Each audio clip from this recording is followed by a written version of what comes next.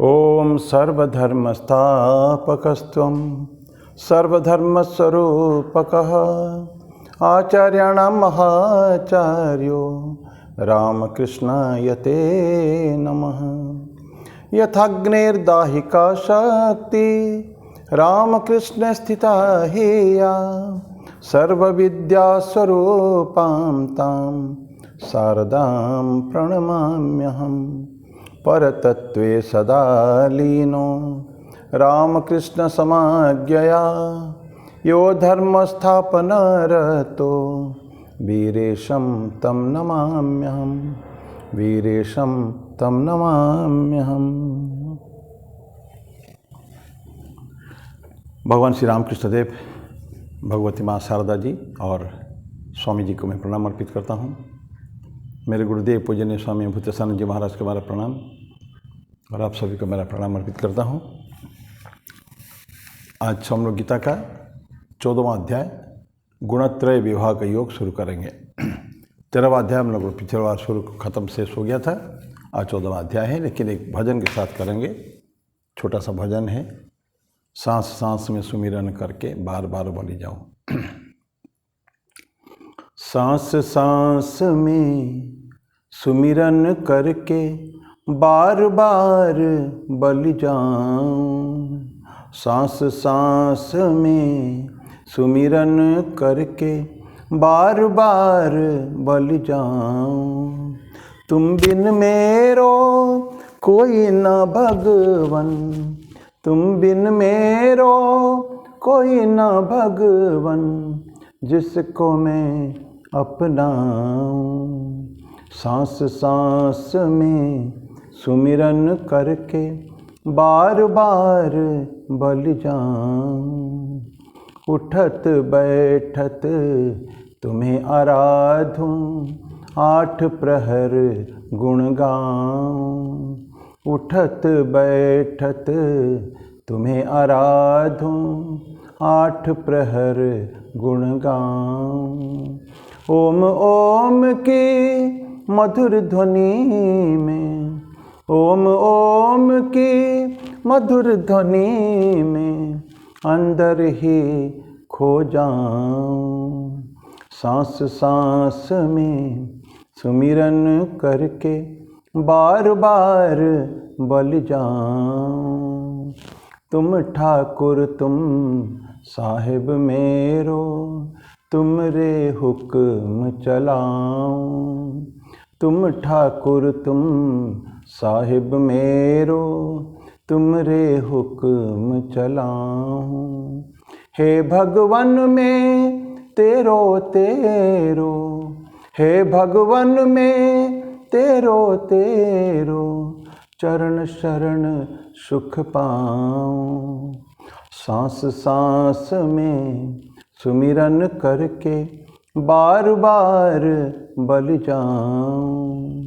तुम बिन मेरो कोई न भगवन, तुम बिन मेरो कोई न भगवन, जिसको मैं अपनाऊं। सांस सांस में सुमिरन करके बार बार बल जाऊं। बार बार बल जाऊं, बार बार बल जाऊं।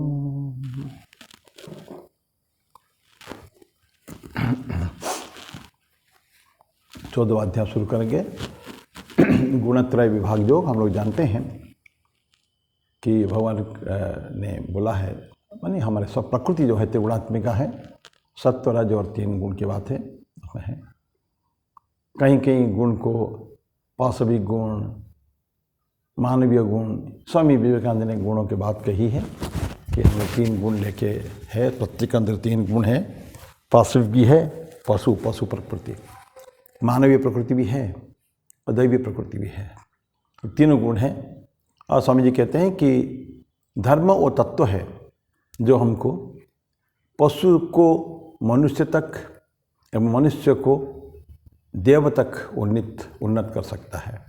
ये धर्म अगर रियली हम पालन करते हैं, धार्मिक प्रवृत्ति के अगर हम लोग हैं तो डेफिनेटली हमारे इवोल्यूशन आत्मविकास तो होना ही है।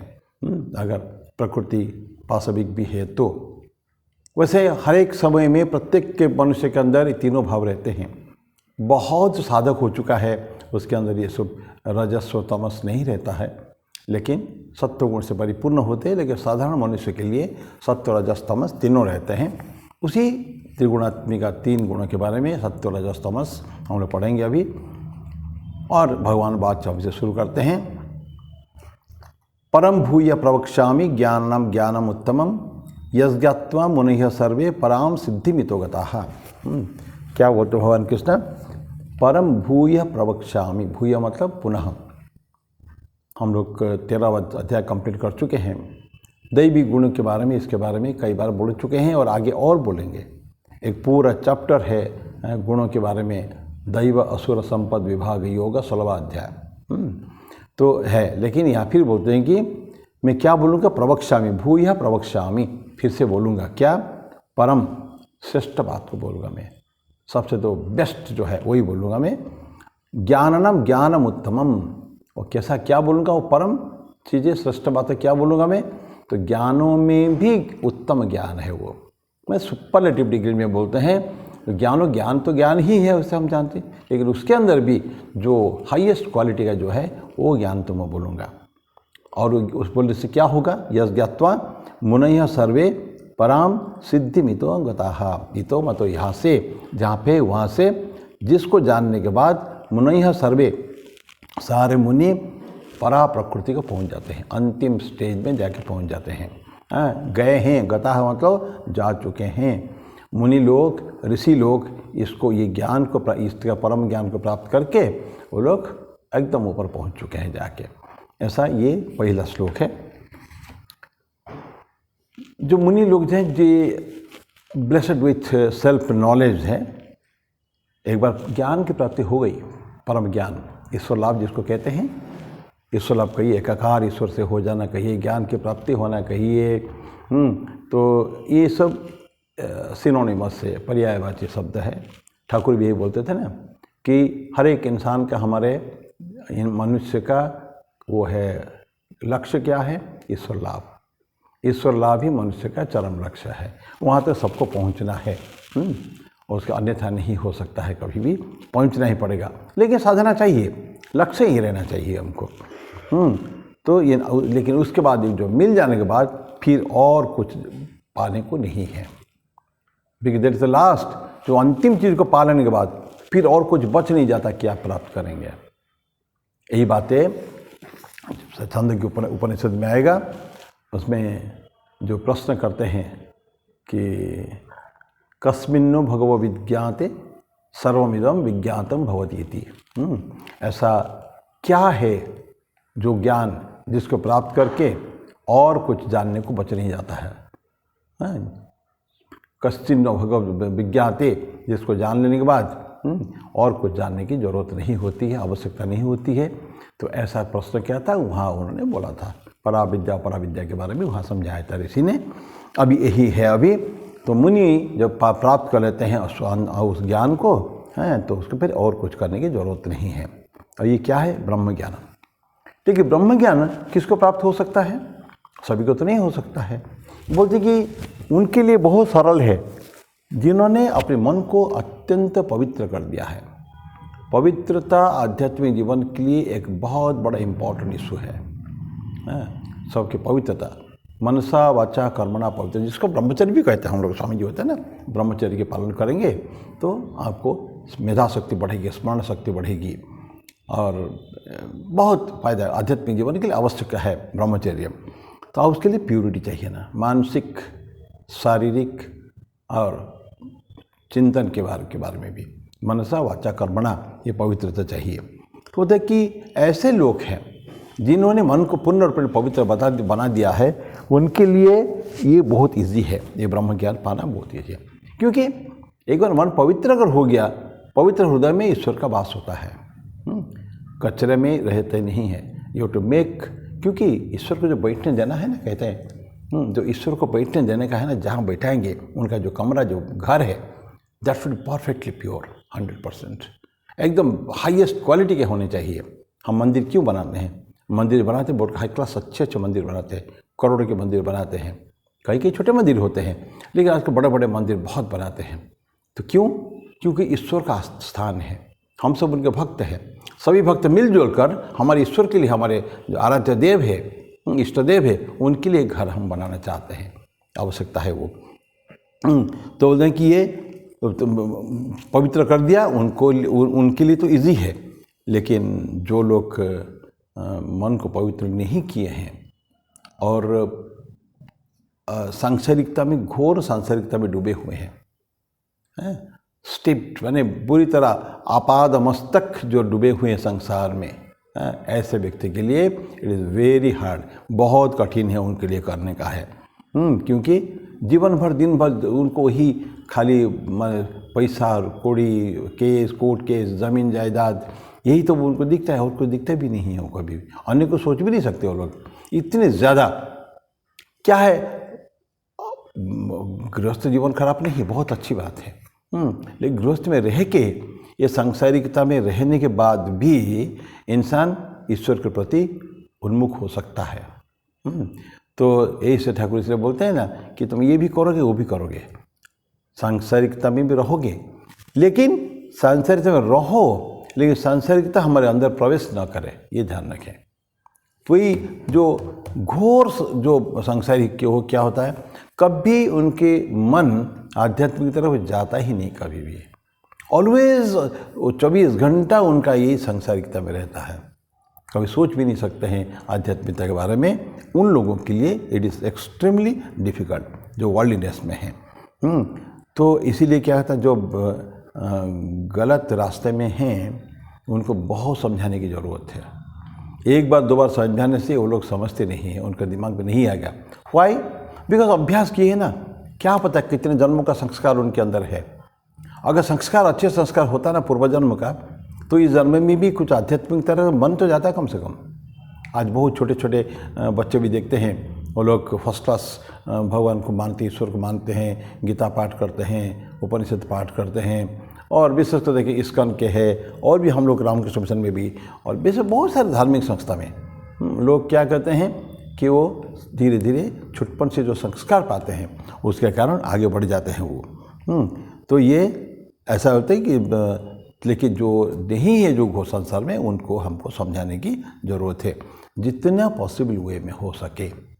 एक बार दो बार में क्योंकि होता नहीं है, तरह तरह के उदाहरण देकर, तरह तरह की विभिन्न तरफ से उनको अटक आक्रमण करना पड़ता है, ताकि कुछ तो दिमाग में जाए, उनको आध्यात्मिकता की तरफ थोड़ा सा उनको मति हो। इसके लिए जो ब्रह्म ज्ञान की चर्चा करते हैं और ब्रह्म ज्ञान पाने की कोशिश करते हैं, शुरू में साधक जो है उनको हम क्या करते हैं, मुनि कहते हैं। और मुनि को परफेक्शन, जो पूर्णता कहते हैं, पूर्णता हमारा लक्ष्य है ना, परफेक्शन, पूर्णता, पूर्णता की रास्ते में हम सब है। जितने साधक है पूर्ण नहीं है, पूर्ण हो गया तो फिर ईश्वर हो गया ना। जब परफेक्शन आ गया, पूर्ण 100% परफेक्शन आ गया, तो फिर ईश्वर और उस इंसान में कोई फर्क नहीं है। वो जीते जी वो क्या हो जाता है, उसको मुक्ति हो जाती है, जीवन मुक्ति जिसको कहते हैं, जीवन मुक्ति। कष्ट पाता है, उसको आगे थोड़ा पढ़ेंगे हम लोग, तकलीफ होती है, लेकिन फिर भी तो बॉडीली एग्जिस्टेंस तो है ना उसका, तो कुछ प्रॉब्लम है ही है। बोलते कि ऐसा जो लोग होते हैं, परफेक्शन उतना ही आएगा जितने उनको साधना होगी, और करते करते जब एकदम परफेक्ट साधु हो जाएंगे, परफेक्ट साधक हो जाएंगे, तो उसका क्या हो जाएगा, वो उनको ज्ञान तो पूरा हो गया, जीवन मुक्त तो हो गए, लेकिन इस शरीर का धर्म तो एक तो होता है ना। जीवन मुक्त मतलब जब तक उनकी शरीर नहीं जाता है तब तक इसी शरीर में रह के वही कष्ट भोगना पड़ेगा। भगवान श्री रामकृष्ण कितना कष्ट सहे थे। बहुत सारे संतों को, साधुओं को देखते हैं हम लोग कि बहुत हाई लेवल के संत होने के बाद भी शारीरिक कष्ट उनको भोगना पड़ता है। क्यों? क्योंकि तो शरीर का धर्म है ना। जो रामकृष्ण संघ के अपना जो ठाकुर के जो जीवनी है ना, स्वामी शारदानंद के लिखा हुआ रामकृष्ण लीला प्रसंग, उसमें इस तत्व के बारे में, अवतार तत्व के बारे में बड़ा डिस्क्रिप्टिव दिया गया है एक्सप्लेनेशन, कि ठाकुर खुद भी बोलते हैं जब अवतार कोई आता है, मनुष्य रूप धारण करके आता है, उसको मनुष्य के माफिक, उसी के जिस ठीक मनुष्य के जैसा उसका व्यवहार करना पड़ता है। हंसना, रोना, उनके दुख पाना, कष्ट पाना, रोग वैराग्य में आक्रांत होना, जो साधारण मनुष्य को होता है ये भी उनको होगा ही होगा, उसको करना था नहीं कर सकता कोई। तो लेकिन उसके लिए ज्ञानी चिंता नहीं करता कभी भी। तो ऐसे डिफेक्ट है ये एक डिफेक्ट है, वो तो होगा, शरीर जब है तो होगा ही होगा, इसमें कोई बात नहीं है। उसके लिए ज्ञानी कभी चिंता नहीं करता है। क्यों? ये जो कष्ट है ना, किसका? ये क्षेत्र का है, ध्यान रखें। अभी हम लोगों ने क्षेत्रज्ञ विभाग का योग हम लोग पढ़ के आए हैं 13 चैप्टर में 13वां अध्याय में ना। तो ये शरीर जो है ना, इदम शरीरम कौन्तेय क्षेत्र इति अभिधीयते, शुरू में हमने पढ़ा था बिल्कुल 13वां अध्याय में, इदम शरीरम कौन्तेय, ये शरीर जो है यह क्षेत्र है, और क्षेत्र को जानने वाला क्षेत्रज्ञ होता है ईश्वर। भगवान कृष्ण कहते हैं मैं सारे क्षेत्रों के मैं जानने वाला हूँ, मैं क्षेत्रज्ञ हूँ। अब प्रॉब्लम है क्षेत्र में, उसको हम ईश्वर के जो ईश्वर जो है तत्व, क्षेत्रज्ञ जो है, उसको इसकी गलती को वहाँ तो मॉडल नहीं सकते हैं ना। ये शरीर का धर्म है, होगा, जब तक शरीर है तब तक होगा ये, और शरीर जब छूट जाएगा तब तो ऑटोमेटिकली उनको मुक्ति तो हो ही चुकी है। जीवन मुक्त थे, अभी पूर्ण रूपेण मुक्ति हो गई, विदेह मुक्ति हो गई, अभी शरीर चला गया है तो अभी मुक्ति हो गई है, ऐसा है। तो क्षेत्र के लिमिट को, जो कमियों को हम क्षेत्र के ऊपर मढ़ नहीं सकते हैं, उनको आरोपित नहीं कर सकते हैं। वो अलग चलेगा, ये अलग चलेगा। लेकिन ये एरर, ये गलतियाँ होती रहती है, होती, मरना होता है कि ये शरीर तो हो गया, क्या आदमी मन को शांत नहीं कर पाता है। मैं तो ज्ञानी व्यक्ति है, मुझे कष्ट, लेकिन कभी उनको भी कष्ट होता है, महसूस नहीं करना चाहिए कष्ट, ये सब तकलीफ़ें अद्वैत वेदांती को महसूस नहीं होना चाहिए, लेकिन फिर भी कभी होता है, ये गलतियाँ है। तो ये गलती को दूर करने के लिए बोलते हैं बारंबार जो साधना के समय में हमको इसको विभिन्न प्रकार के बोलने की ज़रूरत है। ठाकुर की बात तो ज़रा देख लेते हैं। ठाकुर बोलते हैं कि ईश्वर का नॉलेज जो है ना, ये सही ज्ञान है, वही ज्ञान है। अंदर यहाँ ज्ञान ही है, बाहर अज्ञान है। बंगाली में ठाकुर बोलते हैं कि एखाने ज्ञान, सेखाने अज्ञान। हम अगर बाहर को देखेंगे, उंगली देखेंगे, जो बाहर दिखाएंगे, ये सब नीति में आ जाएगा, वो कुछ नहीं है, वो संसार है। और मैं अहम ब्रह्मास्मि, तत्वमसि बोलते हैं ना, तत्वमसि अहम ब्रह्मास्मि, मैं ब्रह्म हूँ, ब्रह्म स्वरूप ब्रह्म ही हूँ मैं। चिदानंद रूप शिवो हम गाते हैं ना हम लोग, मनोबुद्धि अहंकार चित्तानिनाहम निर्वाण षटकम आदि शंकर का 8 साल उम्र में उन्होंने लिखा था ओंकार सर में। तो ये ओरिजिनली क्या हम लोग ब्रह्म है, हम लोग ना, ये ज्ञान जो है रियल नॉलेज यही है, ब्रह्म ज्ञान। बाकी जो आर्ट्स और साइंस और ग्रामर और law and this and that विभिन्न विद्या है, जिसको अपरा विद्या में आता है। आपको ध्यान तो होगा, डेफिनेटली पढ़े हैं कहीं ना कहीं, ये नारद महर्षि ब्रह्मा जी के पुत्र तो है, महाज्ञानी, बहुत सारे ज्ञान था उनको, सब कुछ जानते थे मतलब, लेकिन जीवन में शांति नहीं थी उनका। वो सनातन जो है, सनत कुमारी सो उनके पास आते हैं, वो भी भाई है, ब्रह्मा के संतान है, वो भी है, और नारद भी ब्रह्मा के संतान है। तो आते हैं उन भाइयों के पास सीखने के लिए। तो भाई उनको पूछते हैं तुम क्या जानते हो, आपके पास नॉलेज? तो नारद बोलता पूरा जितने है मैंने पढ़ाई के क्षेत्र में सबको बता देता है, और नाम लेने पर 10 मिनट लगेगा, पूरा बता दिया। तो सनत कुमार बोलते हैं आपने केवल कुछ शब्दों को जाना है, कुछ शब्दों को जाना है केवल, और शब्द का अर्थ, शब्दार्थ जो होता है मर्मार्थ उसको आपने नहीं जाना। तो वो क्या है, वही विद्या में फर्क होता है। जितना हम जाना है नारद, ये सारे आता है अपरा विद्या में। इवन वेद भी, वेद जो हिंदुओं का शास्त्र है, वेद भी अपरा विद्या में आता है। तो फिर परा विद्या क्या है? परा विद्या है जिसके द्वारा ईश्वर की प्राप्ति होती है, जो ज्ञान से। ये सारे वेद वेदांत उपनिषद जो है, ये हमको जाने के रास्ता कब दिखा देते हैं। दिस इज द वे, रास्ता दिखे वहीं रख जाएंगे वो, उस रास्ता को हमको जाना पड़ेगा, उस मार्ग में जाना पड़ेगा, जाने पर हमको जाके ठीक ठीक वहाँ मिलेगा। तो इन्हें रास्ता दिखा कि रह गए, और ठाकुर की वो कहानी है ना, डाकुओं की कहानी, 3 डाकू, सत्व रजस तमस, 3 का ऐसे 3 गुण जो है नहीं, डाकू ही है। अब उस कहानी को नहीं बोल रहा हूँ। आप लोग सभी ने जो ठाकुर के वचनामृत पढ़े हैं तो ज़रूर इसको पढ़े होंगे, तो उस कहानी को हम नहीं जाएंगे। लेकिन सत्वगुण जो है, जो हाईएस्ट क्वालिटी है, वो भी एक डाकू ही है। तो खुद बोलता है, मैं भी डाकू हूँ, पुलिस मुझे भी पकड़ लेगी, लेकिन मैं रास्ता दिखा दिया। उस जो पथिक जो था उसको लाके, जो बांधा हुआ था, तो उसको लाके छोड़ दिया जंगल के अंत में, ये तो हाईवे है, चले जाओ इसके ऊपर। तो ऐसा ये डाकू होता है वो। तो बोलते हैं कि ये सब जो है ना, ये सब अपरा विद्या है। ये जितनी प्रकार विद्या है, ये सारे अपरा विद्या है। तो इसलिए हमको क्या पता है, इवन जो पढ़ते हैं ना, किताबें जो पढ़ते हैं, सेक्रेड बुक्स भी पढ़ते हैं ना, धर्मशास्त्र बोलते हैं, ये भी सब बंधन है। जितनी आवश्यकता है हम इसको बोल भी नहीं पाएंगे, क्योंकि हम लोग पढ़ते भी हैं, स्वाध्याय करते हैं, कोई नई किताबें आई तो उसको पढ़ते हैं, और धर्म चर्चा कभी कभी करते हैं, उसको पढ़ाई भी करते हैं। लेकिन ठाकुर का कहना है, कब तक पढ़ोगे तुम? अब पढ़ तो लिया, उस जो ज्ञान जो प्राप्त हुआ, ज्ञान को अभी लगाओ। क्या बहुत सुंदर उन्होंने तुरानंद जी महाराज को बोला था, हरि महाराज को। तुरानंद जी महाराज वो वेदांती थे, हमेशा वेदांत पर चर्चा करते थे। वो गीता भी, भगवद गीता खूब पढ़ते थे। तो कुछ समय के लिए यंग डेज में, उस समय तो ठाकुर के पास आते थे ये लोग, लंबे समय के लिए वो नहीं आते थे। तो ठाकुर ने पूछा, हरि कहाँ है? तो किसने उत्तर दिया कि अभी हरि महाराज आजकल वेदांत पढ़ने में व्यस्त है। ठीक है। नेक्स्ट टाइम जो हरि महाराज आए तो ठाकुर पूछते हैं, मैं सुना कि तुम आजकल बहुत वेदांत पढ़ते हो। हाँ, पढ़ता हूँ। तो वेदांत में तो क्या है?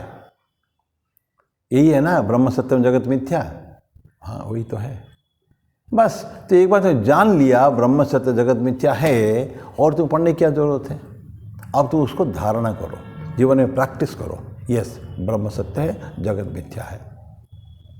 तो ये क्या हुआ, किताब ज़्यादा पढ़ लेने से भी कभी कभी कन्फ्यूज़न होता है। इसलिए ठाकुर बोलते कि साइकिल्स, बंधन कहते हैं उसका।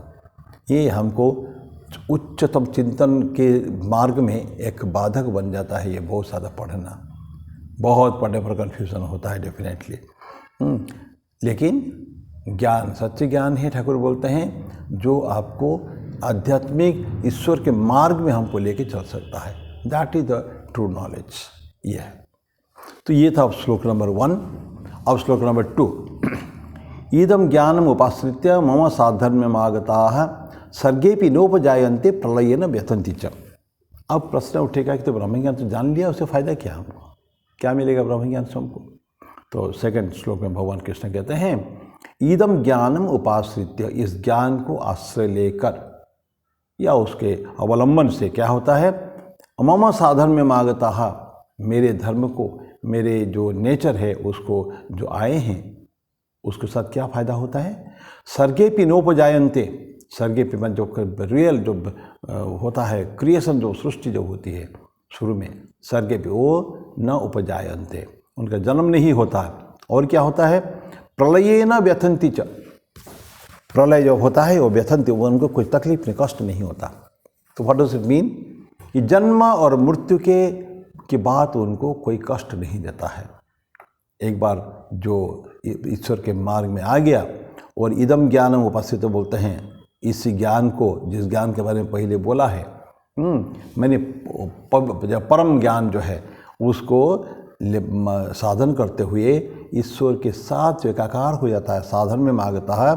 वो बोलता है कि शुरू में उसके जन्म भी नहीं होगा, और जब प्रलय होगा उसकी मृत्यु भी नहीं होगी, मतलब वो व्यथित नहीं होगा, न व्यथित इच्छा।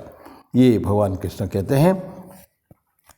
तो ज्ञान का फायदा ये है, वो मर्ज हो जाता है अपने नेचर में, प्रकृति में जो है।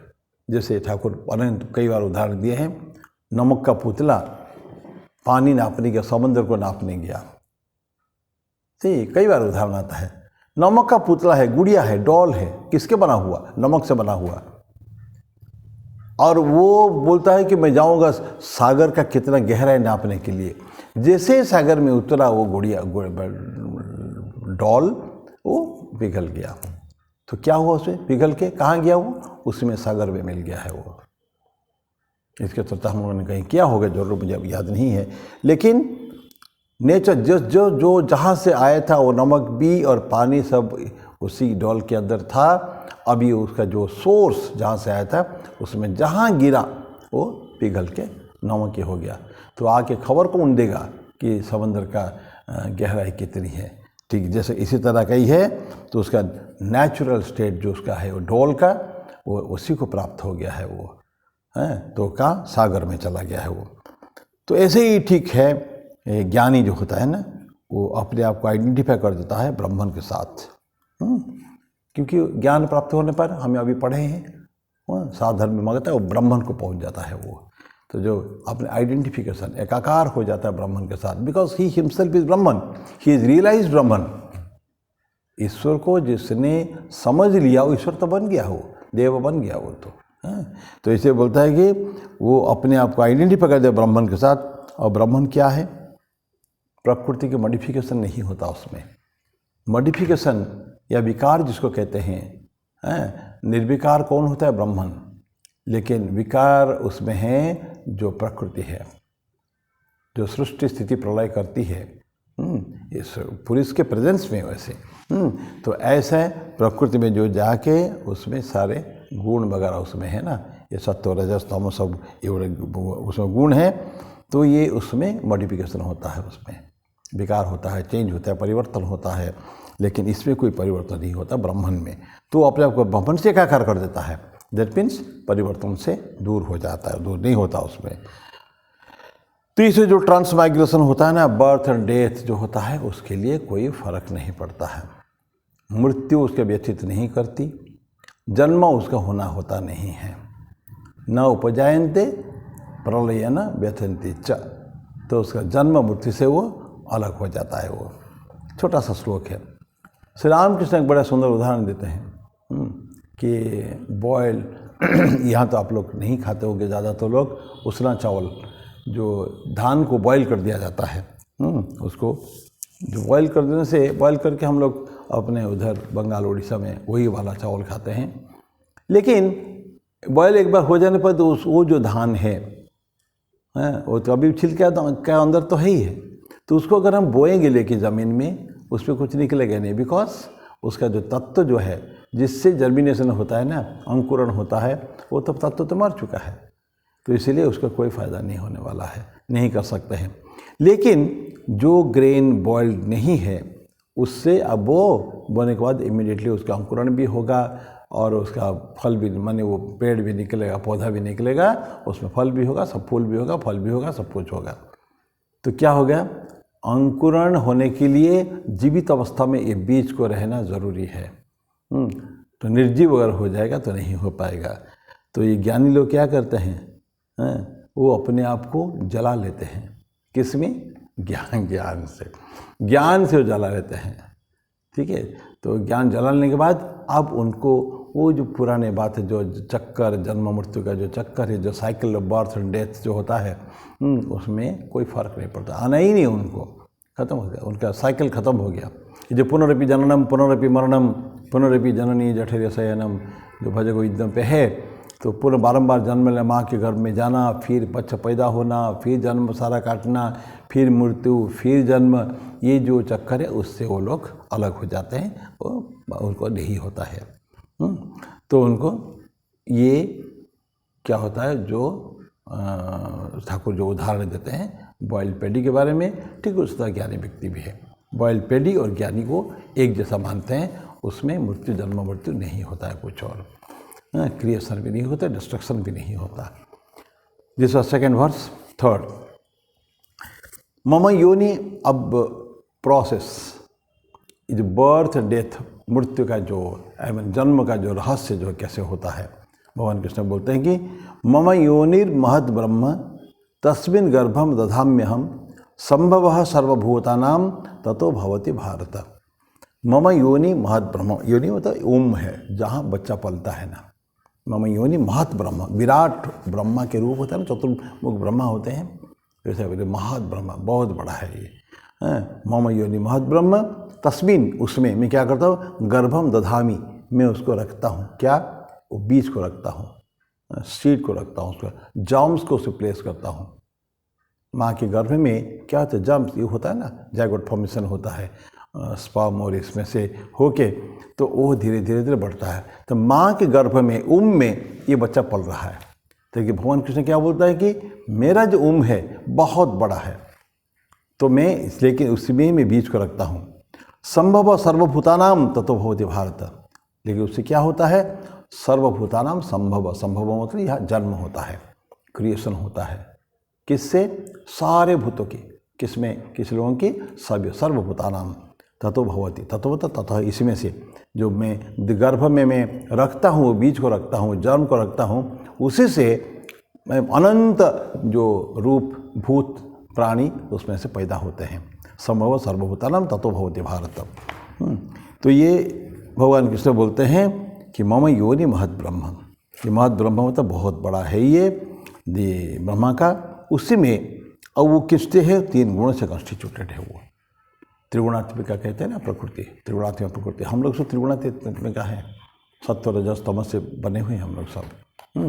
तो ये बताइए कि हम त्रिगुण, उसमें सत्वगुण भी है, रजोगुण भी है और तमोगुण भी उसी में है, किसी प्रकृति में है। ये कोई भी है, और ये मटेरियल कॉज है, प्रकृति जो है ना, मटेरियल कॉज एफिशिएंट कॉज है, जो उपादान जो मिलता है कोई सृष्टि के लिए, हम बनाते हैं ना, आटा बना, रोटी बनाते हैं, तो उपादान क्या होता है, आटा हो गया, फिर कॉज, फिर उसको बनाने वाला, उसको गूंदने वाला, गूंद के फिर सिक के रख के रोटी बनाते समय इस जो प्रोसेस वगैरह होता है, ये सब उस जो रोटी बनाने की चक्कर है। लेकिन रोटी का जो मूल जो है, जो जिसको मटेरियल कॉज कहते हैं, उपादान कारण जो है, उपादान कारण उसको कहते हैं, तो वो है आटा।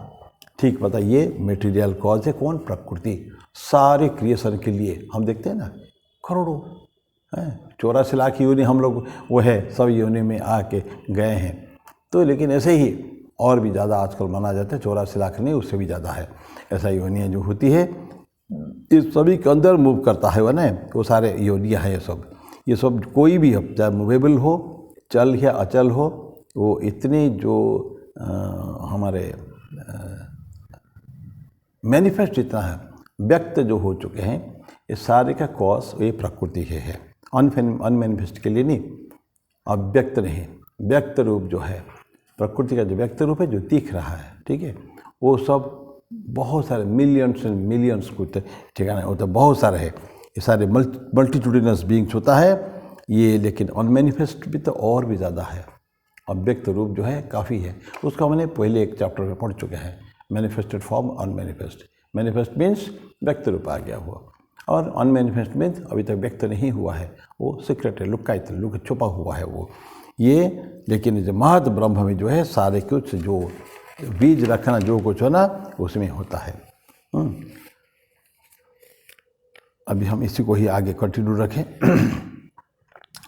तो जितना वही जो ब्रह्म होता है ना, ऑल परवेसिव, सर्वत्र व्याप्त है, उसका गुण हम जानते हैं ना कि सर्वज्ञ है और सर्वत्र विद्यमान है, सर्वशक्तिमान है, ओमनीपोटेंट, ओमनीप्रेजेंट एंड ओमनीसिएंट, ये गुण है। तो हर जगह है वो, ब्रह्म भी हर जगह है, तो प्रकृति भी तो हर जगह है, ये क्रिएशन करने वाला महान है, तभी तो महत ब्रह्म बोला ना, मम योनि महत ब्रह्म। तो उसमें हम छोटा सा उदाहरण लें, सॉइल में हमने एक बीज डाला, एक छोटा सा बीज डाला, कोई भी बीज, अब क्या हुआ, ये जो जन्म भगवान कृष्ण बोलते हैं, ये क्या हो गया, वो बीज डाला अंदर, और गर्भ क्या है उसके लिए, वो बीज के लिए गर्भ क्या है, वो मिट्टी है। तो मिट्टी में डाल दिया उस बीज को, धीरे धीरे वो मिट्टी के अंदर ही वो बढ़ता रहेगा, एनक्लोज नहीं है। जैसे इंसान में मदर का जो है ना, वो बिल्कुल कम्पैक्ट चारों तरफ से घेरा हुआ है, और वो नली से सारे सांस प्रश्वास खाना जो कुछ आता है उस नली से आता है, एक ट्यूब है। तो उसी तरह का ये बोलते हैं कि ये नेचर, ये प्रकृति वैसी ही है। तो बहुत सारे ऐसे जो बीइंग्स आते हैं उसमें, वो उस प्रकृति का ही काम है, सब ये सो है। तो हम जो ज़मीन में रखते हैं, ये हो गया गर्भ, माता पिता की, ठीक है, सही होता है। फादर एंड मदर कौन सा रोल को करते हैं? मदर क्या है? प्रकृति। फादर क्या है? फादर होते हैं पुरुष। तो प्रकृति भगवान आगे के कहेंगे अहम बीज प्रद पिता, बोलते कि मैं, ये चतुर्थ श्लोक में पढ़ेंगे हम लोग, मैं सारे इस महत योनि में बीज प्रद, बीज देने वाला जो है वो मैं ही हूँ, मैं है, ऐसा बोलते हैं। तो इसको हम आगे कंटिन्यू रखेंगे। ये थोड़ा सा वो है, बड़ा है, थोड़ा इसका और एक्सप्लेनेशन की ज़रूरत है। मैं मेरी वाणी को यहीं विराम दूंगा। ये तीसरा श्लोक हम अभी चालू है, चौथा उस दिन फिर नेक्स्ट क्लास में पढ़ेंगे। ये जो मम योनि महद ब्रह्म तस्मिन् गर्भम दधाम्यहम संभव सर्वभूतानां ततो भवति भारत। ये जीवात्मा का क्या होता है, क्षत्रज्ञ का क्या होता है, ये सबको फिर अगले बार हम लोग पढ़ेंगे। मैं तब तक मेरी वाणी को विराम दूँ। ओम शांति शांति शांति। हरि ओम तत्सत्। श्री राम कृष्णार्पणमस्तु।